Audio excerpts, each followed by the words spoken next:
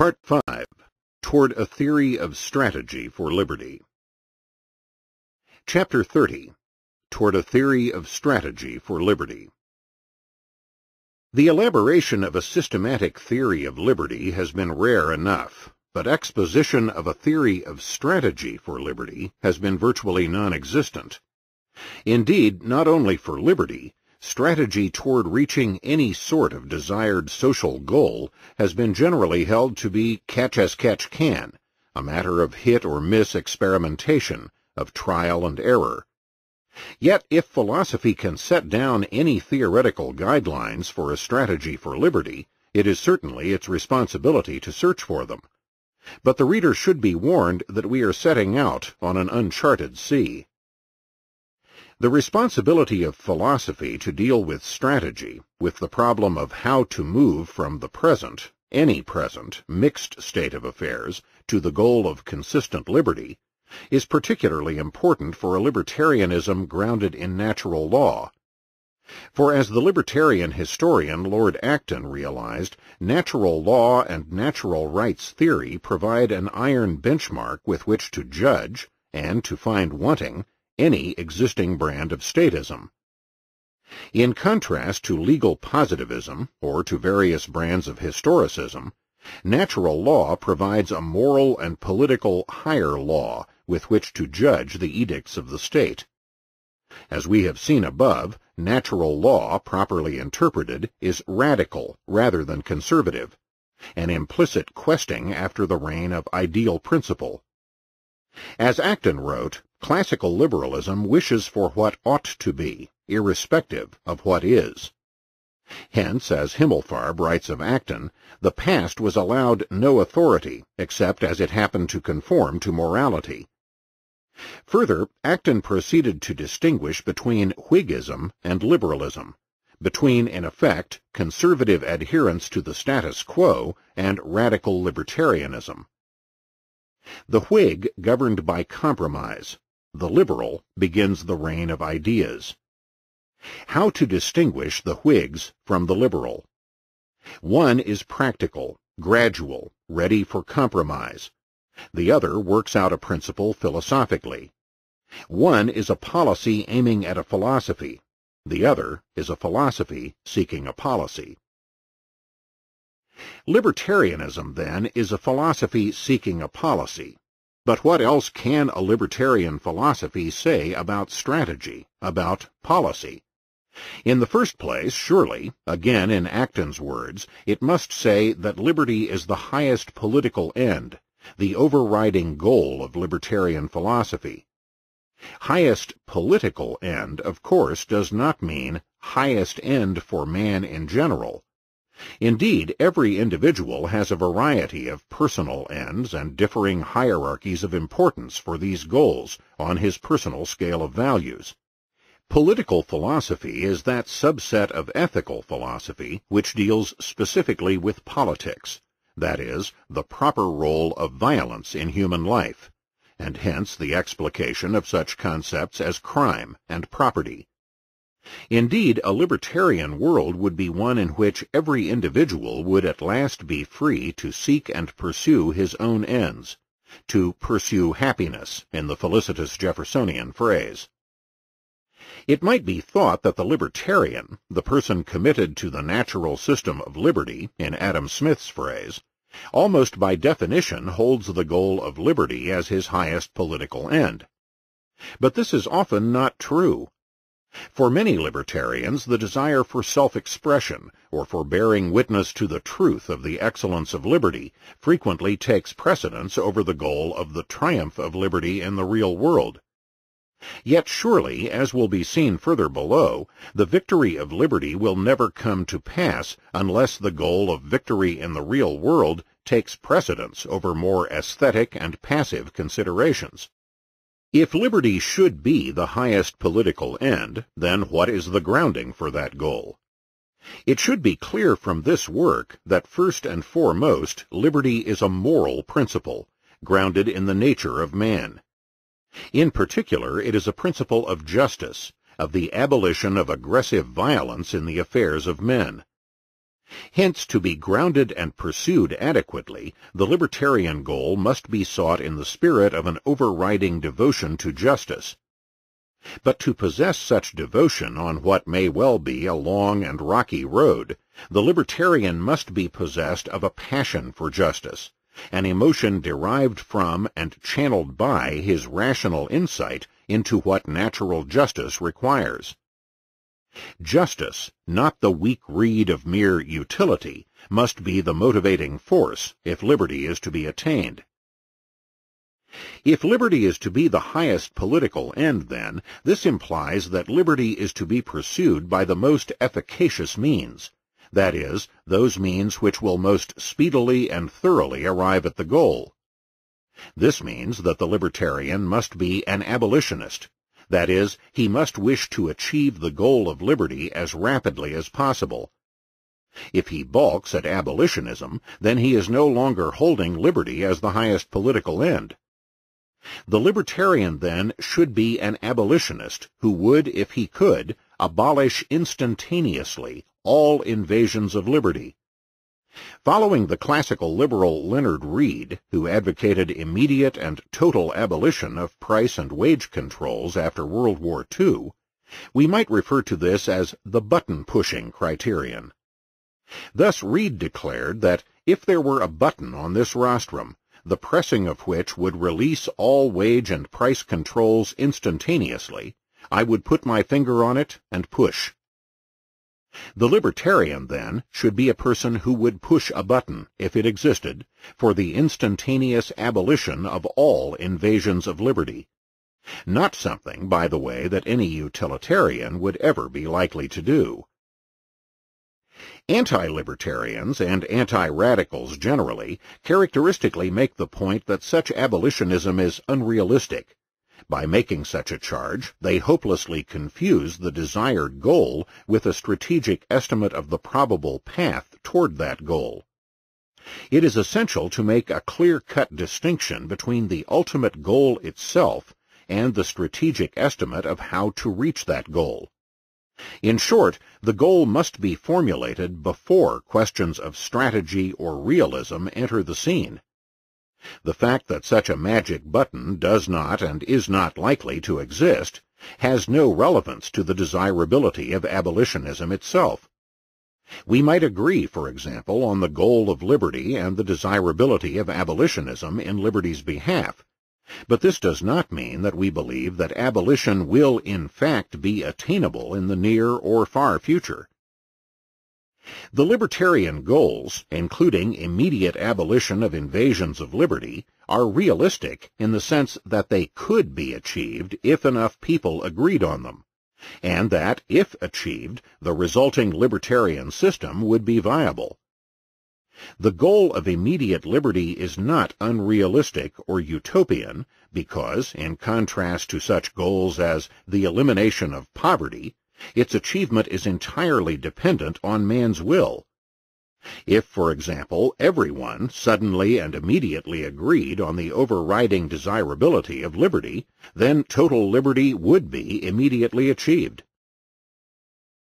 Elsewhere I have written, other traditional radical goals, such as the abolition of poverty, are in contrast to this one, liberty, truly utopian. For man, simply by exerting his will, cannot abolish poverty. Poverty can only be abolished through the operation of certain economic factors, which can only operate by transforming nature over a long period of time. But injustices are deeds that are inflicted by one set of men on another. They are precisely the actions of men, and hence they and their elimination are subject to man's instantaneous will. The fact that, of course, such decisions do not take place instantaneously is not the point. The point is that the very failure is an injustice that has been decided upon and imposed by the perpetrators of injustice. In the field of justice, man's will is all. Men can move mountains, if only men so decide. A passion for instantaneous justice, in short, a radical passion, is therefore not utopian, as would be a desire for the instant elimination of poverty or the instant transformation of everyone into a concert pianist.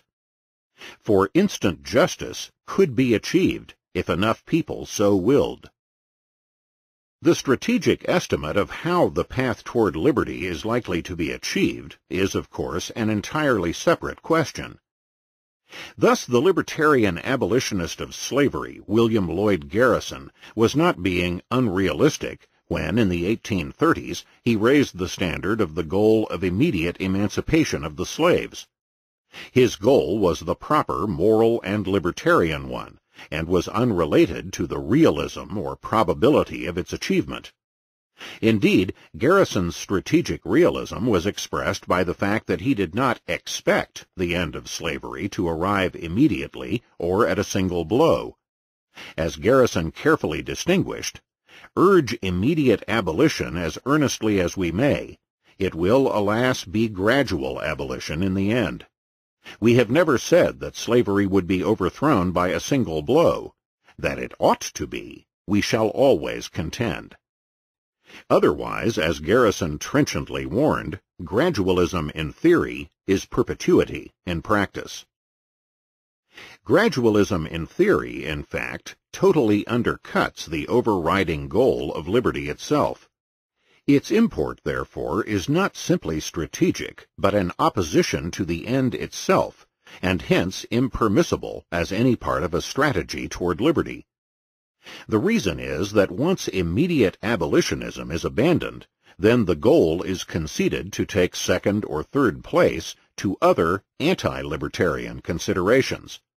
For these considerations are now placed higher than liberty. Thus, suppose that the abolitionist of slavery had said, "I advocate an end to slavery, but only after 5 years' time."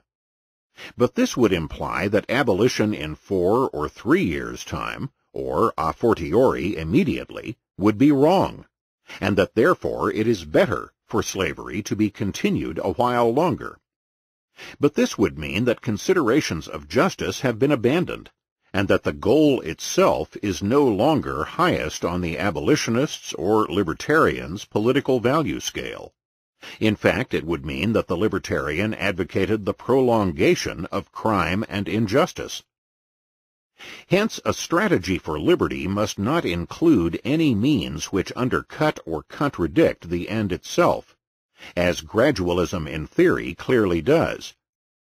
Are we then saying that the end justifies the means? This is a common but totally fallacious charge, often directed toward any group that advocates fundamental or radical social change. For what else but an end could possibly justify any means? The very concept of means implies that this action is merely an instrument toward arriving at an end. If someone is hungry and eats a sandwich to alleviate his hunger, the act of eating a sandwich is merely a means to an end. Its sole justification arises from its use as an end by the consumer. Why else eat the sandwich, or further down the line, purchase it or its ingredients? Far from being a sinister doctrine, that the end justifies the means is a simple philosophic truth, implicit in the very relationship of means and ends. What then do the critics of "the end justifies the means" truly mean when they say that bad means can or will lead to bad ends? What they are really saying is that the means in question will violate other ends, which the critics deem to be more important or more valuable than the goal of the group being criticized. Thus, suppose that communists hold that murder is justified if it leads to a dictatorship by the vanguard party of the proletariat. The critics of such murder, or of such advocacy of murder, are really asserting not that the ends do not justify the means, but rather that murder violates a more valuable end, to say the least, namely the end of not committing murder or non-aggression against persons. And, of course, from the libertarian point of view, the critics would be correct. Hence, the libertarian goal, the victory of liberty, justifies the speediest possible means toward reaching the goal, But those means cannot be such as to contradict and thereby undercut the goal itself. We have already seen that gradualism in theory is such a contradictory means. Another contradictory means would be to commit aggression, for example, murder or theft, against persons or just property in order to reach the libertarian goal of non-aggression. But this too would be a self-defeating and impermissible means to pursue, for the employment of such aggression would directly violate the goal of non-aggression itself. If, then, the libertarian must call for immediate abolition of the state as an organized engine of aggression, and if gradualism in theory is contradictory to the overriding end, and therefore impermissible, what further strategic stance should a libertarian take in a world in which states continue all too starkly to exist? Must the libertarian necessarily confine himself to advocating immediate abolition? Are transitional demands, steps toward liberty in practice, therefore illegitimate? Surely not, since realistically there would then be no hope of achieving the final goal. It is therefore incumbent upon the libertarian, eager to achieve his goal as rapidly as possible, to push the polity ever further in the direction of that goal. Clearly, such a course is difficult, for the danger always exists of losing sight of, or even undercutting, the ultimate goal of liberty. But such a course, given the state of the world in the past, present, and foreseeable future, is vital if the victory of liberty is ever to be achieved. The transitional demands, then, must be framed while A, always holding up the ultimate goal of liberty as the desired end of the transitional process, and B, never taking steps or using means which explicitly or implicitly contradict that goal. Let us consider, for example, a transition demand set forth by various libertarians, namely that the government budget be reduced by 10% each year for 10 years, after which the government will have disappeared.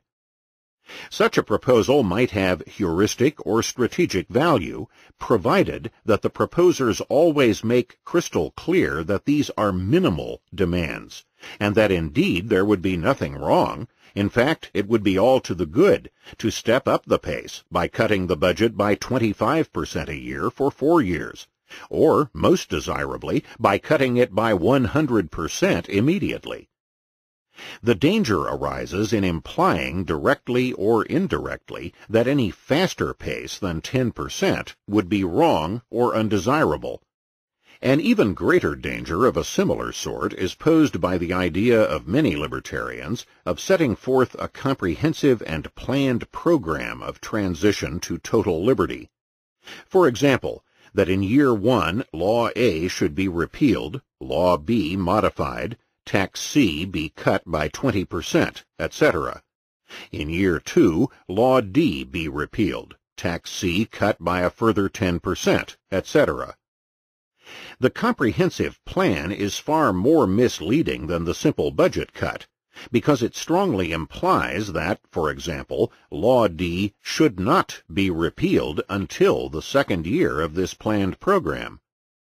Hence the trap of philosophic gradualism, of gradualism in theory, would be fallen into on a massive scale. The would-be libertarian planners would be virtually falling into a position, or seeming to, of opposing a faster pace toward liberty. There is indeed another grave flaw in the idea of a comprehensive planned program toward liberty. For the very care and studied pace, the very all-embracing nature of the program implies that the state is not really the enemy of mankind, that it is possible and desirable to use the state in engineering a planned and measured pace toward liberty.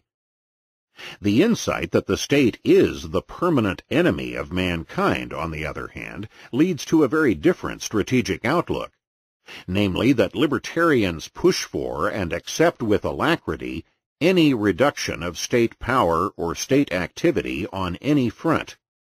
Any such reduction at any time is a reduction in crime and aggression, and is a reduction of the parasitic malignity with which state power rules over and confiscates social power.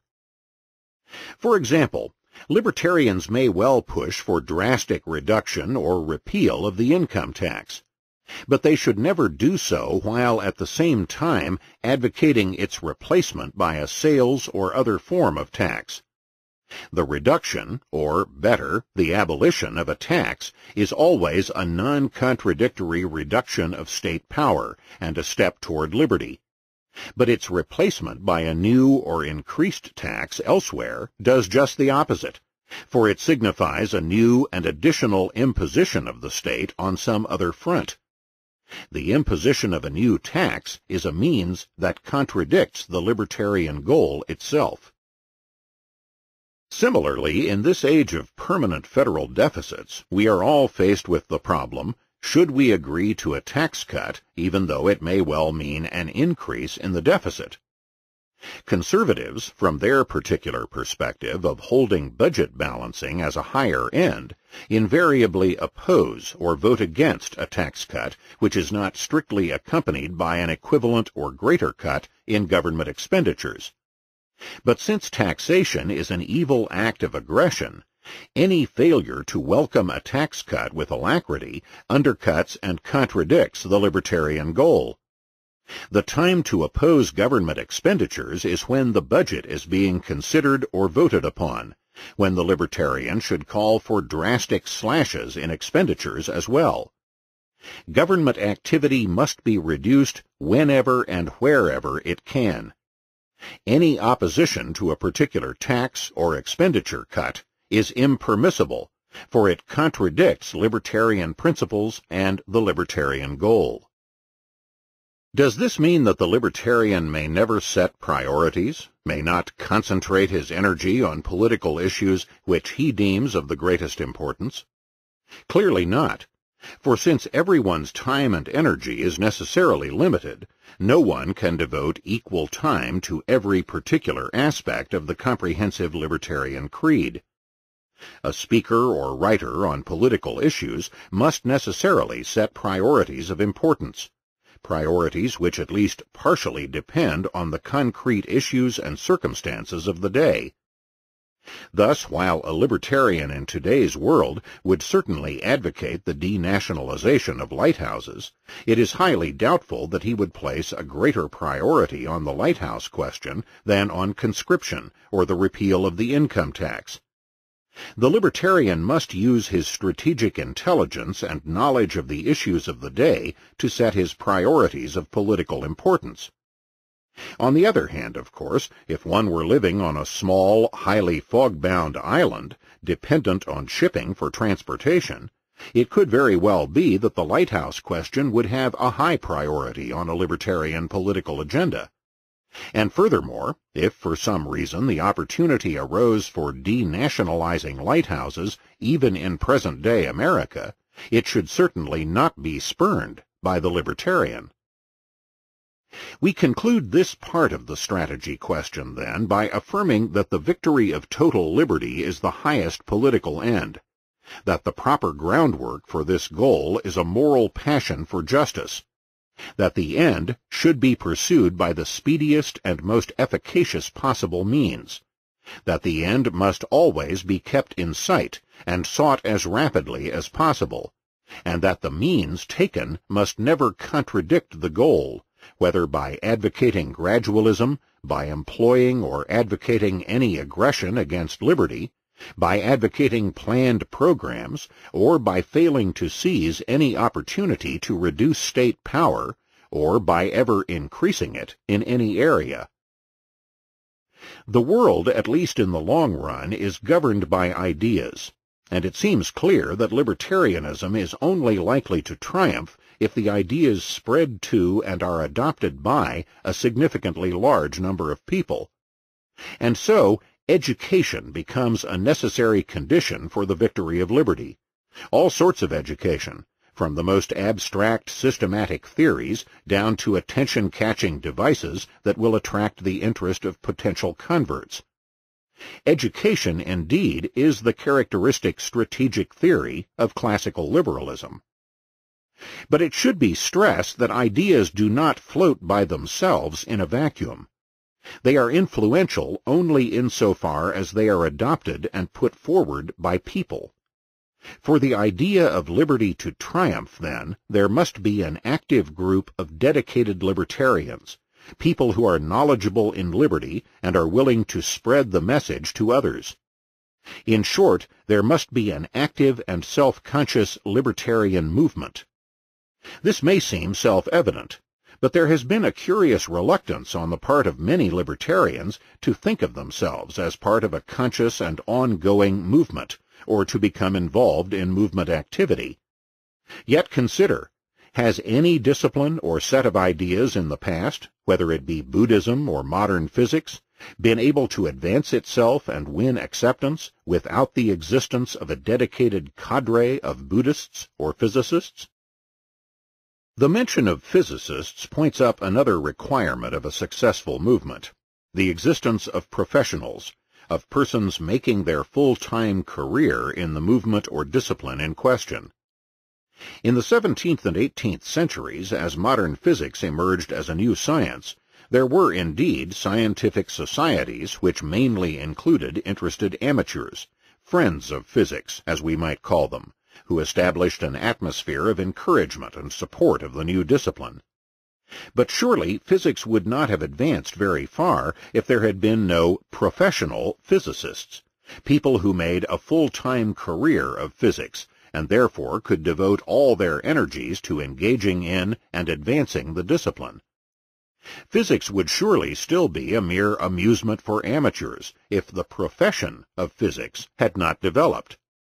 Yet there are few libertarians, despite the spectacular growth of the ideas and of the movement in recent years, who recognize the enormous need for the development of liberty as a profession, as a central core for the advancement of both the theory and the condition of liberty in the real world. Every new idea and every new discipline necessarily begins with one or a few people, and diffuses outward toward a larger core of converts and adherents. Even at full tide, given the wide variety of interests and abilities among men, there is bound to be only a minority among the professional core or cadre of libertarians. There is nothing sinister or undemocratic, then, in postulating a vanguard group of libertarians any more than there is in talking of a vanguard of Buddhists or of physicists. Hopefully this vanguard will help to bring about a majority or a large and influential minority of people adhering to, if not centrally devoted to, libertarian ideology. The existence of a libertarian majority among the American revolutionaries and in 19th century England demonstrates that the feat is not impossible. In the meanwhile, on the path to that goal, we might conceive of the adoption of libertarianism as a ladder or pyramid, with various individuals and groups on different rungs of the ladder, ranging upward from total collectivism or statism to pure liberty.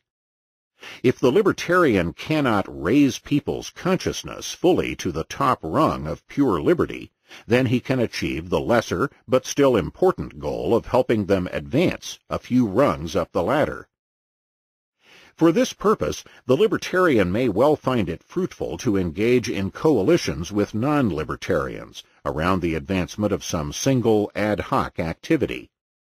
Thus, the libertarian, depending on his priorities of importance at any given condition of society, may engage in such united front activities with some conservatives to repeal the income tax, or with civil libertarians to repeal conscription, or the outlawry of pornography, or of subversive speech. By engaging in such united fronts on ad hoc issues, the libertarian can accomplish a twofold purpose. A, greatly multiplying his own leverage or influence in working toward a specific libertarian goal, since many non-libertarians are mobilized to cooperate in such actions, and B, to raise the consciousness of his coalition colleagues, to show them that libertarianism is a single interconnected system, and that a full pursuit of their particular goal requires the adoption of the entire libertarian schema. Thus, the libertarian can point out to the conservative that property rights or the free market can only be maximized and truly safeguarded if civil liberties are defended or restored, and he can show the opposite to the civil libertarian. Hopefully, this demonstration will raise some of these ad hoc allies significantly up the libertarian ladder. In the progress of any movement dedicated to radical social change, that is, to transforming social reality toward an ideal system, there are bound to arise, as the Marxists have discovered, two contrasting types of deviations from the proper strategic line, what the Marxists have called right opportunism and left sectarianism. So fundamental are these often superficially attractive deviations that we might call it a theoretical rule that one or both will arise to plague a movement at various times in its development. Which tendency will triumph in a movement cannot, however, be determined by our theory. The outcome will depend on the subjective strategic understanding of the people constituting the movement. The outcome, then, is a matter of free will and persuasion. Right opportunism, in its pursuit of instant gains, is willing to abandon the ultimate social goal and to immerse itself in minor and short-run gains, sometimes in actual contradiction to the ultimate goal itself. In the libertarian movement, the opportunist is willing to join the state establishment rather than to struggle against it, and is willing to deny the ultimate goal on behalf of short-run gains. For example, to declaim that while everyone knows we must have taxation, the state of the economy requires a 2% tax cut. The left sectarian, on the other hand, scents immorality and betrayal of principle in every use of strategic intelligence to pursue transitional demands on the path to liberty, even ones that uphold the ultimate goal and do not contradict it. The sectarian discovers moral principle and libertarian principle everywhere, even in purely strategic, tactical, or organizational concerns. Indeed, the sectarian is likely to attack as an abandonment of principle any attempt to go beyond mere reiteration of the ideal social goal, and to select and analyze more specifically political issues of the most urgent priority. In the Marxist movement, the Socialist Labor Party, which meets every political issue with only a reiteration of the view that socialism and only socialism will solve the problem, is a classical example of ultra-sectarianism at work. Thus, the sectarian libertarian might decry a television speaker or a political candidate who, in the necessity to choose priority issues, stresses repeal of the income tax or abolition of the draft, while neglecting the goal of denationalizing lighthouses. It should be clear that both right opportunism and left sectarianism are equally destructive of the task of achieving the ultimate social goal. For the right opportunist abandons the goal while achieving short-run gains, and thereby renders those gains ineffectual, while the left sectarian, in wrapping himself in the mantle of purity, defeats his own ultimate goal by denouncing any necessary strategic steps in its behalf. Sometimes, curiously enough, the same individual will undergo alternations from one deviation to the other, in each case scorning the correct plumb-line path. Thus, despairing after years of futile reiteration of his purity while making no advances in the real world, the left sectarian may leap into the heady thickets of right opportunism in the quest for some short-run advance even at the cost of the ultimate goal. Or the right opportunist, growing disgusted at his own or his colleagues' compromise of their intellectual integrity and their ultimate goals, may leap into left sectarianism and decry any setting of strategic priorities toward those goals.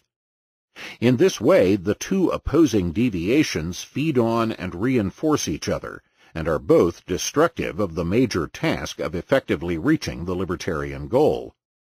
The Marxists have correctly perceived that two sets of conditions are necessary for the victory of any program of radical social change, what they call the objective and the subjective conditions.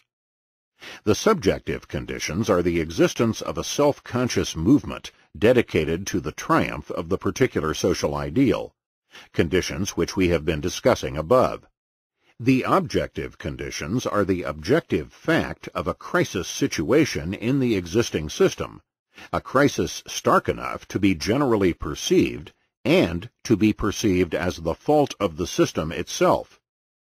For people are so constituted that they are not interested in exploring the defects of an existing system so long as it seems to be working tolerably well. And even if a few become interested, they will tend to regard the entire problem as an abstract one, irrelevant to their daily lives, and therefore not an imperative for action, until the perceived crisis breakdown. It is such a breakdown that stimulates a sudden search for new social alternatives, and it is then that the cadres of the alternative movement, the subjective conditions, must be available to supply that alternative, to relate the crisis to the inherent defects of the system itself, and to point out how the alternative system would solve the existing crisis and prevent similar breakdowns in the future. Hopefully, the alternative cadre would have provided a track record of predicting and warning against the existing crisis. Indeed, if we examine the revolutions in the modern world, we will find that every single one of them, A, was utilized by an existing cadre of seemingly prophetic ideologists of the alternative system, and B, was precipitated by a breakdown of the system itself. During the American Revolution, a broad cadre and mass of dedicated libertarians were prepared to resist the encroachments of Great Britain in its attempt to end the system of salutary neglect of the colonies and to reimpose the chains of the British Empire. In the French Revolution, libertarian philosophes had prepared the ideology with which to meet a sharp increase of absolutist burdens on the country caused by the government's fiscal crisis. In Russia, in 1917, a losing war led to the collapse of the Tsarist system from within, which radical ideologists were prepared for. In post-World War I Italy and Germany, post-war economic crises and wartime defeats created the conditions for the triumph of the fascist and National Socialist alternatives. In China, in 1949, the combination of a lengthy and crippling war and economic crisis caused by runaway inflation and price controls allowed the victory of the communist rebels. Both Marxists and libertarians, in their very different and contrasting ways, believe that the inner contradictions of the existing system, in the former case of capitalism, in the latter of statism and state intervention, will lead inevitably to its long-run collapse. In contrast to conservatism, which can see nothing but long-run despair attendant upon the steady decline of Western values from some past century, Marxism and libertarianism are both therefore highly optimistic creeds, at least in the long run. The problem, of course, for any living beings is how long they will have to wait for the long run to arrive. The Marxists, at least in the Western world, have had to face the indefinite postponement of their hoped-for long run. Libertarians have had to confront a 20th century which has shifted from the quasi-libertarian system of the 19th century to a far more statist and collectivist one, in many ways returning to the despotic world as it existed before the classical liberal revolutions of the 17th and 18th centuries. There are good and sufficient reasons, however, for libertarians to be optimistic in the short run as well as the long run. Indeed, for a belief that victory for liberty might be near. But in the first place, why should libertarians be optimistic even in the long run? After all, the annals of recorded history are a chronicle in one civilization after another of centuries of varying forms of despotism, stagnation, and totalitarianism. May it not be possible that the great post-17th century thrust toward liberty was only a mighty flash in the pan, to be replaced by sinking back into a gray and permanent despotism? But such superficially plausible despair overlooks a crucial point. The new and irreversible conditions introduced by the Industrial Revolution of the late 18th and 19th centuries, a revolution itself a consequence of the classical liberal political revolutions. For agricultural countries in a pre-industrial area can indeed peg along indefinitely on a subsistence level. Despotic kings, nobles, and states can tax the peasantry above subsistence level and live elegantly off the surplus, while the peasants continue to toil for centuries at the bare minimum. Such a system is profoundly immoral and exploitative, but it works in the sense of being able to continue indefinitely, provided that the state does not get too greedy and actually kill the goose that lays the golden eggs. But fortunately for the cause of liberty, economic science has shown that a modern industrial economy cannot survive indefinitely under such draconian conditions. A modern industrial economy requires a vast network of free market exchanges and a division of labor, a network that can only flourish under freedom. Given the commitment of the mass of men to an industrial economy and the modern standard of living that requires such industry, then the triumph of a free market economy and an end to statism becomes inevitable in the long run. The late 19th and especially the 20th centuries have seen many forms of reversion to the statism of the pre-industrial era. These forms, notably socialism and the various brands of state capitalism, in contrast to the frankly anti-industrial and reactionary conservatism of early 19th century Europe, have tried to preserve and even extend the industrial economy while scuttling the very political requirements, freedom and the free market, which are, in the long run, necessary for its survival. State planning, operation, controls, high and crippling taxation, and paper money inflation must all inevitably lead to the collapse of the statist economic system.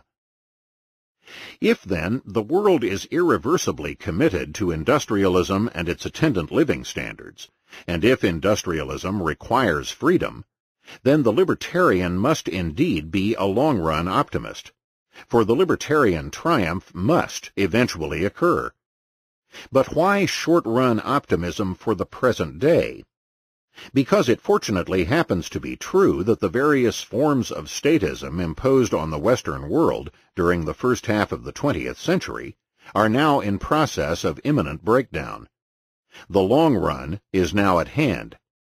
For half a century, statist intervention could wreak its depredations and not cause clear and evident crises and dislocations, because the quasi-laissez-faire industrialization of the 19th century had created a vast cushion against such depredations.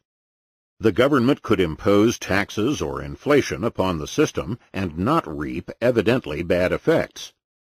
But now statism has advanced so far and been in power so long that the cushion or fat has been exhausted. As economist Ludwig von Mises pointed out, the reserve fund created by laissez-faire has now been exhausted.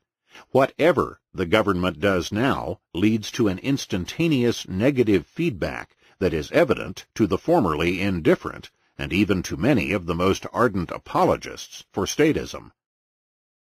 In the communist countries of Eastern Europe, the communists themselves have increasingly perceived that socialist central planning simply does not work, particularly for an industrial economy. Hence the rapid retreat in recent years away from central planning and toward free markets throughout Eastern Europe, especially in Yugoslavia. In the Western world, too, state capitalism is everywhere in a period of crisis, as it becomes perceived that, in the most profound way, the government has run out of money, that increasing taxes will cripple industry and incentives beyond repair, while increased printing of new money, either directly or through the government-controlled banking system, will lead to a disastrous runaway inflation.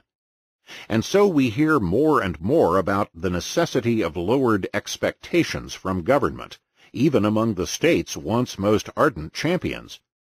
In West Germany, the Social Democratic Party has long abandoned the call for socialism.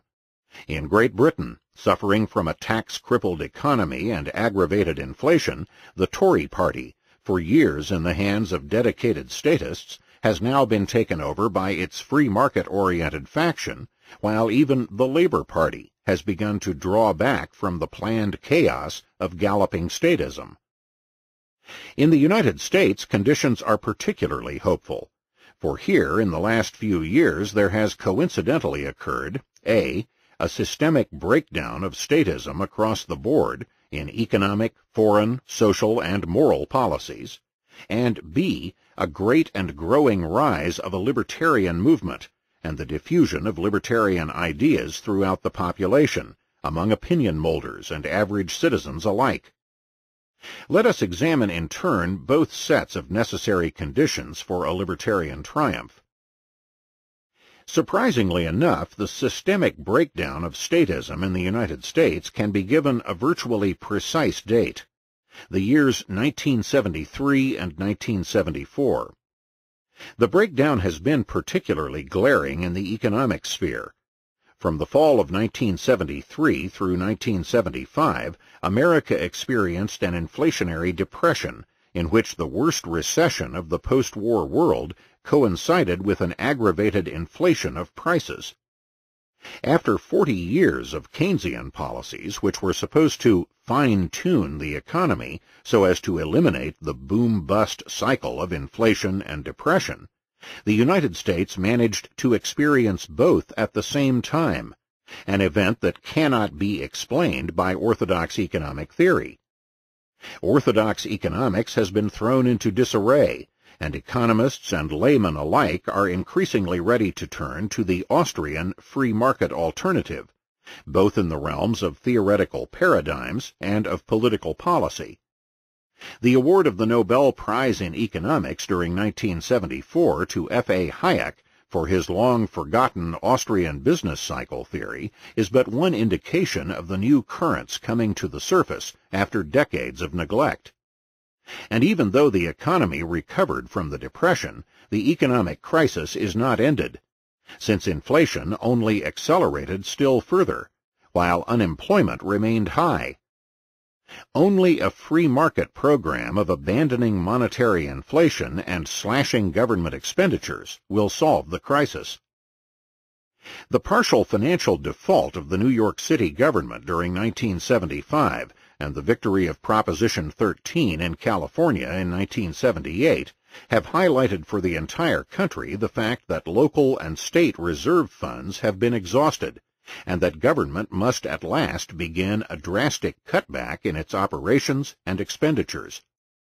For higher taxes will drive businesses and middle-class citizens out of any given area, and therefore the only way to avoid default will be radical cuts in expenditure. If default arrives, the result will be the same, and more drastically, since access to bond markets in the future by state and local governments will prove impossible. It is also becoming increasingly clear that the combination of decades of high and crippling taxes on income, savings, and investment, combined with inflationary distortions of business calculation, has led to an increasing scarcity of capital and to an imminent danger of consuming America's vital stock of capital equipment. Hence, lower taxes are rapidly perceived to be an economic necessity. Lower government expenditures are also evidently necessary to avoid the crowding out of private loans and investments from the capital markets by wasteful federal government deficits. There is a particularly hopeful reason for expecting the public and the opinion molders to grasp at the proper libertarian solution to this grave and continuing economic crisis. The fact that everyone knows that the state has controlled and manipulated the economy for the last 40 years. When government credit and interventionary policies brought about the Great Depression of the 1930s, the myth that the 1920s had been an era of laissez-faire was prevalent, and so it seemed plausible to assert that capitalism had failed, and that economic prosperity and progress required a giant leap toward statism and state control. But the current crisis comes after many decades of statism, and its nature is such that the public can now correctly perceive big government to be at fault. Furthermore, all the various forms of statism have now been tried and have failed. At the turn of the 20th century, businessmen, politicians, and intellectuals throughout the Western world began to turn to a new system of mixed economy, of state rule, to replace the relative laissez-faire of the previous century. Such new and seemingly exciting panaceas as socialism, the corporate state, the welfare-warfare state, etc., have all been tried and have manifestly failed. The call for socialism or state planning is now a call for an old, tired, and failed system. What is there left to try but freedom? On the social front, a similar crisis has occurred in recent years. The public school system, once a sacrosanct part of the American heritage, is now under severe and accelerated criticism from people across the ideological spectrum. It is now becoming clear, A, that public schools do not properly educate their charges, B, that they are costly, wasteful, and require high taxes, and C, that the uniformity of the public school system creates deep and unresolvable social conflicts over vital educational issues, over such matters as integration versus segregation, progressive versus traditional methods, religion or secularism, sex education, and the ideological content of learning. Whatever decision the public school makes in any of these areas, either a majority or a substantial minority of parents and children are irreparably injured. Furthermore, compulsory attendance laws are being increasingly perceived as dragooning unhappy or uninterested children into a prison not of their or their parents' making. In the field of moral policies, there is a growing realization that the rampant prohibitionism of government policy, not simply in the field of alcohol, but also in such matters as pornography, prostitution, sexual practices between consenting adults, drugs, and abortion, are both an immoral and unjustified invasion of the right of each individual to make his or her own moral choices, and also cannot practically be enforced. Attempts at enforcement only bring about hardship and a virtual police state. The time is approaching when prohibitionism in these areas of personal morality will be recognized to be fully as unjust and ineffective as in the case of alcohol. In the wake of Watergate, there is also an increased awareness of the dangers to individual liberty and privacy, to the freedom to dissent from government, in habitual actions and activities of government. Here, too, we may expect public pressure to keep government from fulfilling its age-old desire to invade privacy and repress dissent. Perhaps the best sign of all, the most favorable indication of the breakdown of the mystique of the state, was the Watergate exposures of 1973 and 1974. For Watergate instigated a radical shift in the attitude of everyone, regardless of their explicit ideology, toward government itself. Watergate indeed awakened the public to the invasions of personal liberty by government. More important, by bringing about the impeachment of the president, it permanently desanctified an office that had almost been considered sovereign by the American public. But most importantly, government itself has been to a large extent desanctified. No one trusts any politician or government official anymore. All government is viewed with abiding hostility and distrust, thus returning to that healthy distrust of government that marked the American public and the American revolutionaries of the 18th century. In the wake of Watergate, no one would dare today to intone that we are the government, and therefore that anything elected officials may do is legitimate and proper. For the success of liberty, the most vital condition is the desanctification, the delegitimation of government in the eyes of the public, and that Watergate has managed to accomplish. Thus, the objective conditions for the triumph of liberty have now, in the past few years, begun to appear, at least in the United States. Furthermore, the nature of this systemic crisis is such that government is now perceived as the culprit. It cannot be relieved except through a sharp turn toward liberty. What is basically needed now, therefore, is the growth of the subjective conditions, of libertarian ideas, and particularly of a dedicated libertarian movement to advance those ideas in the public forum. Surely it is no coincidence that it is precisely in these years, since 1971, and particularly since 1973, that these subjective conditions have made their greatest strides in this century. For the breakdown of statism has undoubtedly spurred many more people into becoming partial or full libertarians, and hence the objective conditions help to generate the subjective. Furthermore, in the United States at least, the splendid heritage of freedom and of libertarian ideas, going back beyond revolutionary times, has never been fully lost. Present-day libertarians, therefore, have solid historical ground on which to build. The rapid growth in these last years of libertarian ideas and movements has pervaded many fields of scholarship, especially among younger scholars, and in the areas of journalism, the media, business, and politics.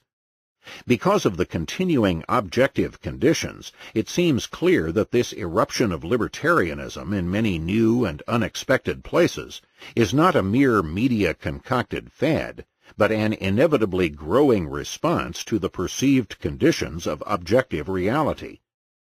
Given free will, no one can predict with certainty that the growing libertarian mood in America will solidify in a brief period of time, and press forward without faltering to the success of the entire libertarian program. But certainly, both theory and analysis of current historical conditions lead to the conclusion that the current prospects of liberty, even in the short run, are highly encouraging.